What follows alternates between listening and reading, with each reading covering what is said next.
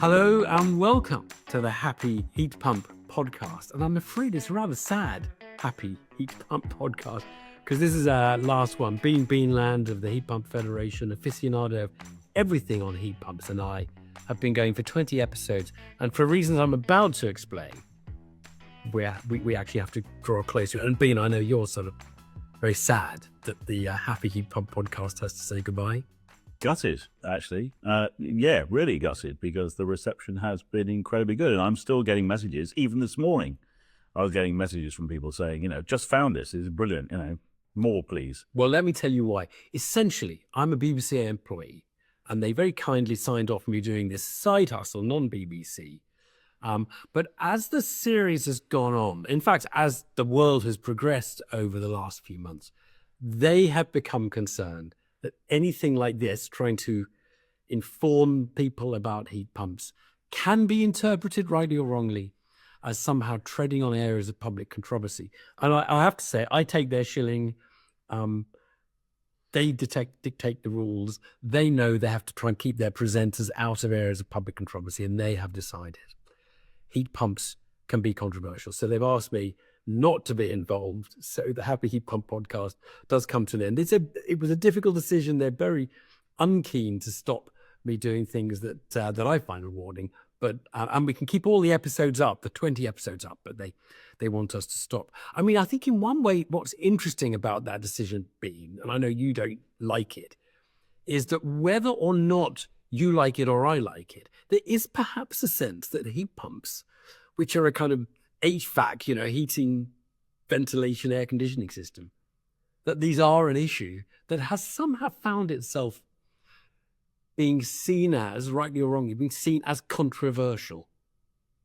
Yeah, it's quite extraordinary, really. I mean, you see this term culture war being sort of bandied around these days. And it does seem to me that somehow the technologies that we espouse have fallen victim to some sort of culture war. And I've wrestled as to why that is and what's the origin of that, because fundamentally... The heating system, for God's sake.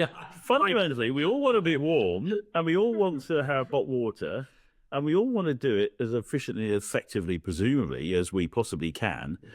And yet it's become a sort of touch paper. I know the answer to your Bizarre. question. I know why. It's essentially because I actually don't think the heating system is the issue. It's that if Britain moves to net zero, you're obviously going to have a lot of heat pumps installed as the most efficient form of electric heating. And so I think net zero, or the timetable to net zero, is slightly in play as an issue politically. And so people who want us not to go full on for net zero 2050 will pick out the problems with heat pumps, the expense or the noise or whatever it is they want to talk about. They'll pick on those. I sort of had this argument with the BBC. I think it's more about net zero than about this particular form of heating. But there is no doubt that you will read negative things about heat pumps. You'll read positive things about heat pumps. Yeah. All the time. There was a piece in the, can we say there was a piece in the Telegraph? There was a piece in the Telegraph by a freelance journalist saying that he'd spent 3 years getting his heat pump really singing. And I thought, well, I'll have a read. And then very foolishly, I had a look at the comments. And normally I say, I'm not going to get involved. But I just couldn't stop myself.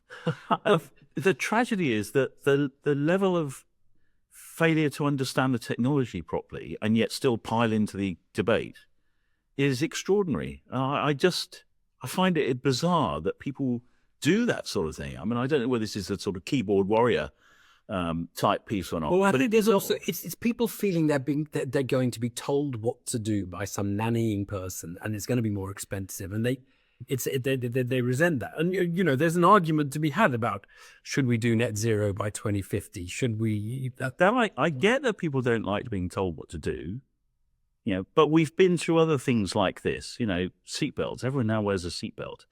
Crash helmets on a bicycle. I mean, all these sorts of things. And in fact, we look back at a couple of the big transitions in our built environment over the last 100 years. I'm sure there were some people who said, "What's that? pooing in the house. I want my outside carsy, please, and the level of outrage at the idea we're going to have indoor plumbing. And then we went through it again when we said, well, you're not going to be able to bring the coal in anymore. You've got to switch to gas. There would have been outrage at that point too. I think change is difficult always. I mean, I always said we're not here to sell you heat pumps, and I also always said I do slightly worry about whether you're here to sell heat pumps. I'm not here. I'm not here to sell heat pumps. I'm here to try and ensure that what people get is a balanced view, and we try and do this with our community engagement piece. Your federation's community engagement. It's a talk about. So these community engagement pieces, what I say is, you're going to get a main course of energy transition with a side salad of heat pumps, because actually the heat pump is the incidental bit that comes at the end. What I think we failed to do, successive governments have failed to do, is to actually explain to people why this transition actually needs to happen at all. I'm afraid the vast majority of people don't understand that at all. I was thinking to myself, what if we carried on? What are the really key topics that I would like to have had us discuss? And I'm going to give you one, Bean, which we never did, but which I would love to have a program on. Just heat pumps are so ugly. Everywhere you go, they're rickety. There's something about them. Has anyone worked on trying to make a nicer looking heat pump, pimp it up, make it? Funny you say that, because I was at a session. There was some policy team guys there from DESNES, from the ministry, and they said that they had done some research on the early adopters, and that they had listed out what their hobbies were, and their hobbies were wine, of course. Good food, travel, and gardening. And I said, oh, excellent. I've got a heat pump for a gardener. And so we've now got heat pumps that are wrapped in whatever the background is. So you get a vinyl wrap, just like you wrap a van for a commercial trader. You now wrap your heat pump. So people are taking photographs of the rockery or whatever it might be, and they wrap their heat pumps and they just blend into the background. Perfect. Excellent. Well, yeah. Is there anything else you would have had, as a sort of urgent? Yeah. As an urgent topic, I mean, I do think that the finance piece, the whole finance piece, is probably the single critical bit for me. How we make it affordable for everybody and ensure that no one gets left behind in terms of the capital costs, but then also how we deal with the operating costs. And the spark gap fundamentally is the single biggest problem. And it's not just the spark gap being the price of electricity per kilowatt hour of heating compared to the price of gas per kilowatt hour of correct. Heating. Yeah.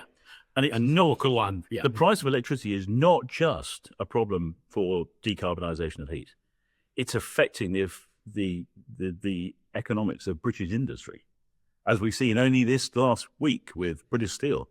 The fact that we have the highest electricity prices in Europe is just bizarre. Why is this? There's a real problem, and it's causing a massive problem for our export industries and everybody, frankly, because we're just uncompetitive. Well, look, we can't go on with the podcast. People will be finding out, I'm sure, more and more. I have a sort of personal worry that there will be a transition. I'm sure there will be lots of heat pumps installed, whether it's 25 million or 5 million. And I do worry it's going to be a somewhat messy process, that lots of mistakes are going to be made. Always in these things, mistakes are made. We've made a lot of mistakes. Actually, we went for diesel cars when we then had to pull back. We went for LPG cars and pulled back. There's been a lot of home insulation. What is it? They've kind of covered wooden beams, and they're now having to say this is the issues around some of the insulation products. Yeah, and I think we need to put these things into perspective, because the problems always get the publicity. Yeah. But there have been some terrible examples of external and internal wall insulation where you effectively seal in a problem. And we have got to the situation in some extreme cases where actually the houses have to be pulled down. Yeah, they are so bad. If heat pumps are going to catch on, hopefully these mistakes will be ironed out. Yeah, but we have to learn by doing. Yeah, we have. I mean, the history dictates, and I'm sure this was the case when we went for indoor plumbing, and I'm absolutely sure it was the case when we went for central heating. The level of cock up was probably enormous Yeah, because And yet we got there in the end. It took 30 odd years to get penetration of central heating up to about 85%. So, we're not that far away in Williams as that sort of rate of adoption, to be honest. So I'm fascinated in it as a sort of massive economic transition of the kind of from no central heating to everybody having it, or no cars to cars. I mean, these are just, they don't happen very often. It is very interesting. I'm sorry we can't carry on with it, but Bean and I bid you farewell. Bean, where should people go for more information? I think the Nesta scheme, in this country at least, where you can go and visit someone with a heat pump, that's an interesting one, isn't it? I really like Visit a Heat Pump. So the website is www.visitaheatpump. It's probably they're going to pick people who've had a good experience, right? And the ones who had a bad experience is my guess. Well, people pick themselves, of course. So it's not someone volunteering a site. It's homeowners who've made the transition who want to try and make a difference. What I like about that is it gives you the opportunity to try before you buy. You can go, talk, listen critically. People are still worried about noise. You go to listen. You can hear, you can talk to them about the experience, find out whether their installer is good, bad. That's your first route to finding somebody who can help you do that. I mean, there are a number of places for really good quality information. We publish a really good, I think, procurement guide, which doesn't tell people how to install a heat pump, but it does arm them with the questions they need to pose to an installer to make sure that they're getting what they actually need and what they want, to give them the service that they require, but also to challenge the installer. Do you know what you're talking about? And I find you don't need to know I'm sure you find this when you're interviewing, you don't need to know the answer to the question, but you can tell if someone's trying to pull the wool. Okay, the body language gives them away. So, well, anyone on a heat pump journey, good luck with that. Anyone not on a heat pump journey, if you've been following us through the podcast, we are most grateful for you being loyal to us. And Bean and I bid you farewell.